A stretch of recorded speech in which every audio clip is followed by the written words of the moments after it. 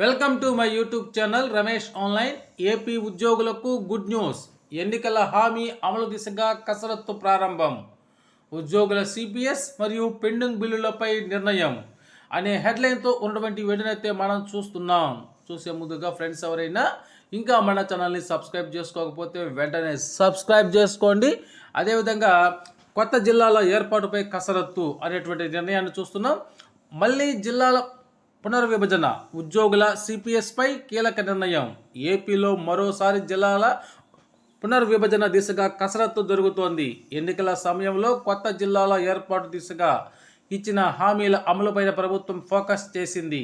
అదేవిధంగా ఉద్యోగుల సిపిఎస్ పైన కూడా ఫోకస్ చేసింది.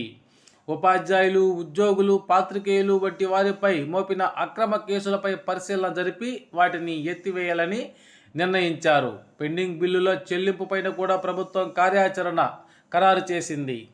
టీడీపీ పాలిట్ బ్యూరో సమావేశంలో పలు కీలక నిర్ణయాలు తీసుకున్నారు. వైసీపీ ప్రభుత్వం పెండింగ్లో పెట్టిన బిల్లుల్ని త్వరగా చెల్లించాలని నిర్ణయం తీసుకున్నారు.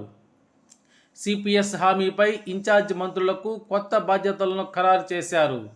అగ్రిగోల్డ్ సంస్థకు చెందిన భూములని ప్రభుత్వ ఆధీనంలోకి వచ్చినందువల్ల వాటిని విక్రయించి డబ్బులు పంచే బదులు ఆ భూముల్నే బాధితులకు పంపిణీ చేయడంపై పరిశీలన చేయాలని నిర్ణయించారు.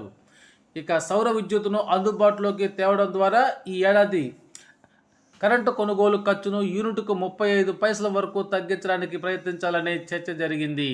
ఎన్నికల్లో హామీ ఇచ్చిన ఉద్యోగుల పింఛను పథకం సిపిఎస్పై పరిశీలన జరిపి వారికి వీలైనంత వరకు పాత పింఛనుతో సమానంగా కొత్త పింఛను వచ్చే మార్గాలను అన్వేషించాలని పాలిట్ బ్యూరోలో నిర్ణయం తీసుకున్నారు. పార్టీ మహానాడు ఈసారి కడపలో నిర్వహించాలని నిర్ణయించారు.